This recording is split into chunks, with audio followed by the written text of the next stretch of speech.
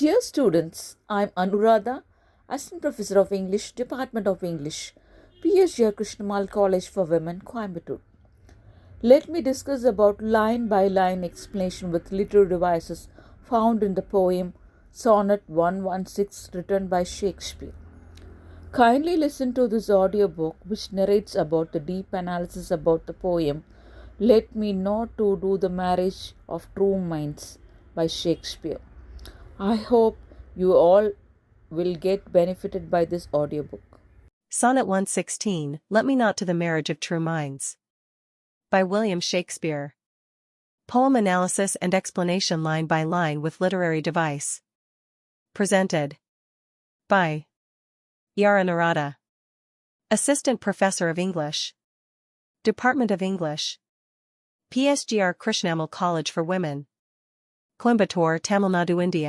Author's note. Shakespeare was a playwright, poet, and actor from England. He is largely recognized as the greatest playwright and writer of English literature ever. He is frequently referred to as the Bard of Avon and England's national poet. William Shakespeare, an English poet and playwright, wrote Sonnet 116. It was most probably written in the first half of 1590 and first published in 1609. The poem goes into great detail about true love and the strength of love. The speaker shares his view that no hardship or passage of time can diminish true love. Reading a poem. Sonnet 116, Let Me Not to the Marriage of True Minds. By William Shakespeare. Let me not to the marriage of true minds. Admit impediments, love is not love, which alters when it alteration finds, or bends with the remover to remove. Oh no, it is an ever-fixed mark that looks on tempests and is never shaken. It is the star to every wandering bark, whose worth's unknown, although his height be taken. Love's not time's fool, though rosy lips and cheeks within his bending sickle's compass come. Love alters not with his brief hours and weeks, but bears it out even to the edge of doom. If this be error and upon me proved, I never writ, nor no man ever loved. Sonnet 116 Summary, a line by line analysis of the poem. Line 1. Let me not to the marriage of true minds. In-depth explanation of text and context. The sonnet opens with the poet declaring that he will not admit any obstacles to the union of true minds. This suggests that the poet is advocating for a pure and unchanging love that transcends physical or external challenges. The line sets the tone for the sonnet, which explores the idea that true love is constant and unwavering. Line 2, Admit impediments. Love is not love. In-depth explanation of text and context of this line of the poem as follows that the poet asserts that true love does not allow for obstacles or hindrances, suggesting that it is a force that cannot be weakened by external challenges. This reflects the idea that true love is steadfast and unchanging. The line reinforces the poet's belief in the enduring nature of true love. Line 3. Which alters when it alteration finds. In-depth explanation of text and context of this line of the poem as follows. The poet declares that true love does not change when it encounters challenges or changes in circumstances. This suggests that true love is constant and unwavering, even in the face of adversity. The line reflects the poet's belief in the enduring nature of true love. Line 4. Or bends with the remover to remove. In-depth explanation of text and context in the line of the poem as follows. The poet asserts that true love does not yield to attempts to separate lovers, suggesting that it is a force that cannot be weakened by external challenges. This reflects the idea that true love is steadfast and unchanging. The line reinforces the poet's belief in the enduring nature of true love. Line 5. Oh, no. It is an ever-fixed mark. In-depth explanation of text and context of this line of the poem as follows. The poet describes true love as an ever-fixed mark, suggesting that it is a constant and unchanging guide that remains steadfast even in the face of adversity. This reflects the idea that true love is a reliable and unwavering force. The line reinforces the poet's belief in the enduring nature of true love.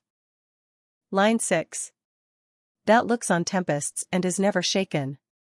In-depth explanation of text and context of this line of the poem as follows. The poet describes true love as something that remains unshaken even in the face of storms or challenges, suggesting that it is a force that cannot be weakened by external circumstances. This reflects the idea that true love is steadfast and unchanging. The line reinforces the poet's belief in the enduring nature of true love. Line 7. It is the star to every wandering bark.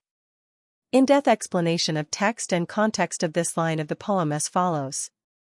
The poet compares true love to a guiding star that provides direction to a lost ship, suggesting that it is a reliable and unwavering force that helps navigate through life's challenges. This reflects the idea that true love is a constant and unchanging guide.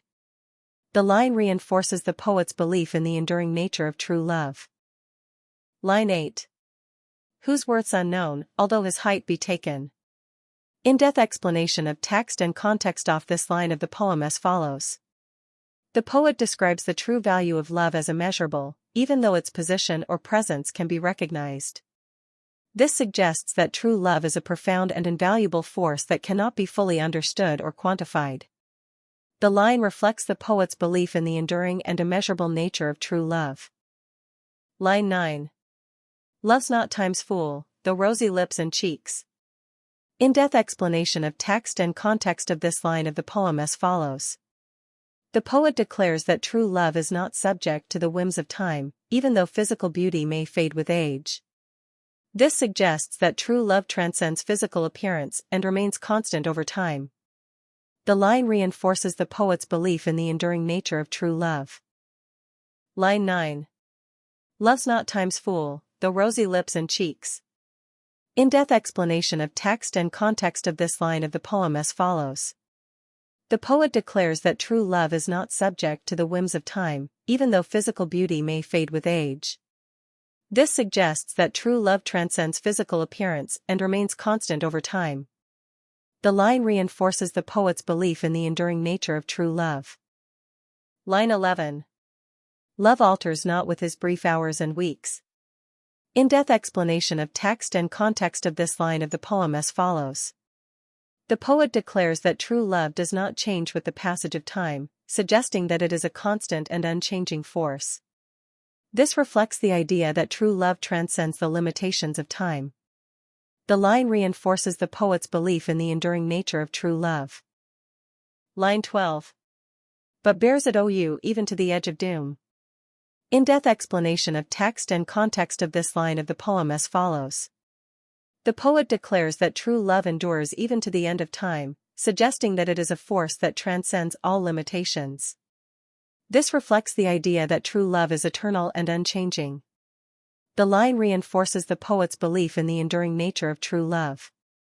Line 13. If this be error and upon me proved. In-depth explanation of text and context of this line of the poem as follows. The poet challenges anyone to prove that his understanding of love is wrong, suggesting that he is confident in his belief in the enduring nature of true love. This reflects the poet's conviction and certainty. The line reinforces the poet's belief in the enduring nature of true love. Line 14. I never writ, nor no man ever loved. In-depth explanation of text and context of this line of the poem as follows. The sonnet concludes with the poet declaring that if his understanding of love is proven wrong, then he has never written anything, and no one has ever truly loved. This suggests that the poet's belief in the enduring nature of true love is absolute and unshakable. The line reinforces the poet's conviction and certainty in his understanding of true love. Summary of the poem. Sonnet 116 is one of Shakespeare's most famous sonnets, defining true love as eternal, unchanging, and unyielding. The speaker argues that real love does not waver in the face of obstacles or change with time. Instead, it is a guiding star, immune to external forces and lasting until the end of time. The sonnet concludes with an emphatic statement: if his definition of love is wrong, then no one has ever truly loved. First quatrain: true love is unchangeable and should face no obstacles. If love changes when circumstances change, it is not real love. Second quatrain: love is compared to a steadfast lighthouse that endures storms and serves as a guiding star for lost ships. Third quatrain, love is not subject to time's power, while physical beauty fades, true love remains unshaken. Final couplet, if Shakespeare's definition is wrong, then he has never written and no one has ever loved, an assertion that reinforces his absolute certainty. Critical analysis of the poem. 1. The definition of true love could be found in this line. Let me not to the marriage of true minds / admit impediments. The phrase marriage of true minds suggests a spiritual, intellectual, and emotional connection, rather than mere physical attraction. The speaker rejects the idea that any obstacles, impediments, should hinder true love. This recalls the traditional Christian wedding vows, let no man put asunder, reinforcing love's sacred and unbreakable nature. Love as an ever-fixed mark. Oh no! It is an ever-fixed mark, and that looks on tempests and is never shaken. Love is compared to a lighthouse, which guides sailors through storms and remains unmoved. This image emphasizes love's strength and reliability. The use of tempests suggests that love faces hardships, yet remains unwavering. It is the star to every wandering bark, / whose worth's unknown, although his height be taken. Love is like the North Star, which has guided sailors, or wandering barks, for centuries. Its true value is immeasurable, sailors can measure its height, but not its worth. This implies that love's power cannot be fully understood or calculated. Love versus time. Love's not time's fool, though rosy lips and cheeks and within his bending sickle's compass come. Time is personified as a grim reaper, with a sickle, that destroys youth and beauty. However, true love does not fade as physical beauty does. This directly contrasts with the theme of many earlier sonnets, where the speaker mourns the fleeting nature of youth. The final, bold assertion. If this be error and upon me proved, and I never writ, nor no man ever loved. Shakespeare stakes his entire poetic career on this definition of love. He suggests that if he is wrong, then poetry and love itself do not exist. This absolute statement adds weight to the argument. He is utterly convinced of love's eternal nature. Different, theme analysis of the poem. 1. Love's constancy. Love is portrayed as unchanging and eternal, unaffected by external factors.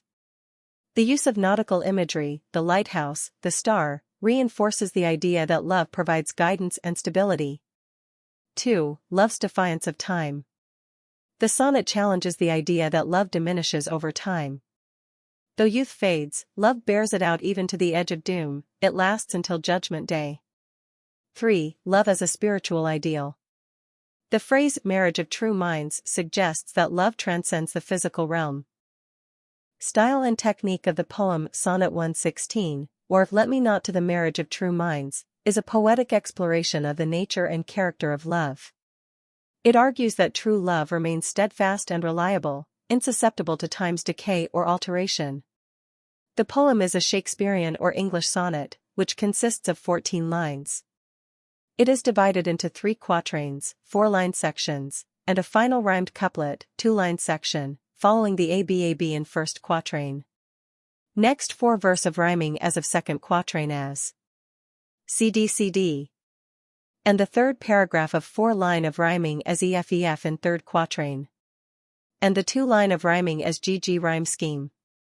The structure and form conform to the conventions of English sonnets popularized by Shakespeare. The sonnet is written in iambic pentameter, the most common metrical pattern in English poetry. The iambic pentameter contributes to a regular, rhythmic pattern in the sonnet. This rhythmic quality helps create a sense of balance and harmony in the poem, reflecting the stability the speaker attributes to love. Sonnet 116 employs several poetic devices to enhance its impact and convey its themes. It begins with the metaphor of the marriage of true minds, representing the deep connection between two individuals in love. Metaphors and vivid imagery combine to form lines 6 and 7. Love looks on tempests and is never shaken. It is the star to every wandering bark. Here, tempests may be seen as a reference to trials and wandering bark as a reference to people as they journey through life. Shakespeare employs personification with the declaration that love's not time's fool. This personification of time continues in the following line with the words, within his bending sickle's compass come. In his portrayal of time, Shakespeare alludes to the personification of another entity, death, as death is often depicted carrying a sickle or scythe. Therefore, Shakespeare links time to death, a reminder of mortality and physical decline. This motif is enhanced by the fact that rosy lips and cheeks come within the bending sickle's compass. Physical beauty is no match for time. In the rhyming couplet at the end of the sonnet, Shakespeare introduces a hint of irony. If this be error and upon me proved, I never writ, nor no man ever loved. The existence of this sonnet is proof that Shakespeare did indeed write, and thus, Shakespeare insists that the description he has given of love is true as well. Sonnet 116 is part of Shakespeare's collection of 154 sonnets, published in 1609. The exact date of their composition is uncertain, but it is widely believed that they were written in the late 16th century. The sonnets are addressed to two central figures, the dark lady and the fair youth. Sonnets 1 to 126, including Sonnet 116, are often considered to be addressed to the fair youth. While there is no single, specific individual associated with the fair youth, several potential candidates have been suggested by scholars over the years. Henry Wriothesley, the 3rd Earl of Southampton, and William Herbert, the 3rd Earl of Pembroke, are some of the more commonly proposed candidates, but the identity of the fair youth remains open to debate. In Sonnet 116, the inspiration appears to be the general concept of true love rather than a specific event or person. Moreover, the sonnet has a universal quality that extends beyond the personal experiences of the speaker. Sonnet 116 conveys that true love persists in the face of time and adversity. It is a philosophical contemplation of love's ability to transcend the limitations of time and circumstance, making it a powerful and timeless work. Literary devices found in the poem. 1. Metaphor, love as a lighthouse. It is an ever-fixed mark, and that looks on tempests and is never shaken. The lighthouse represents love's steadfastness amid life's storms. 2. Extended metaphor, love as a guiding star. It is the star to every wandering bark. Love is compared to the North Star, a universal symbol of guidance and constancy. 3. Personification, time as a reaper. Love's not time's fool, though rosy lips and cheeks slash within his bending sickle's compass come. Time is personified as a destructive force, but love is immune to its power. Hyperbole in the final couplet. If this be error and upon me proved, and I never writ, nor no man ever loved. Shakespeare makes an exaggerated claim to emphasize his certainty about love's nature. Conclusion. Sonnet 116 is a bold and timeless declaration of love's power. Shakespeare defines true love as unwavering, eternal, and immune to time's effects. Using powerful imagery, the lighthouse, the guiding star, the sickle of time, he presents love as a force that endures through all challenges. The poem's definitive, almost religious tone elevates love to an idealized, almost divine concept. This sonnet is often quoted in weddings because it captures the essence of true, unconditional love. However, in the context of Shakespeare's sonnets, it also serves as a contrast to earlier poems, where love is portrayed as fragile and fleeting. Here, Shakespeare offers a perfected vision of love, one that transcends time and physicality. Thank you so much for patient listening to this audiobook, and stay tuned till I meet in with another audiobook. Bye bye, take care, have a great day ahead, and see you guys.